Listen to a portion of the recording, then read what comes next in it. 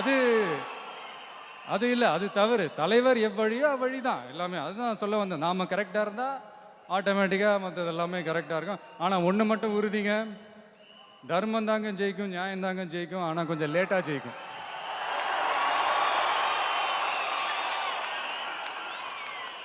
அங்கே ஒருத்தன் வருவான் பாருங்க, இந்த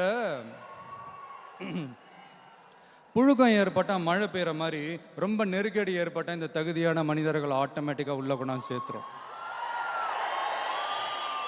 அங்கே ஒருத்தன் கிளம்பி வருவான், அடிபட்டு நொந்து நூலாகி, அவன் லீடராக மாறுவான். இயற்கையானது, ஒன்றும் பண்ண முடியாது. அவனுக்கு கீழே நடக்கும் பாருங்க ஒரு சர்க்கார்.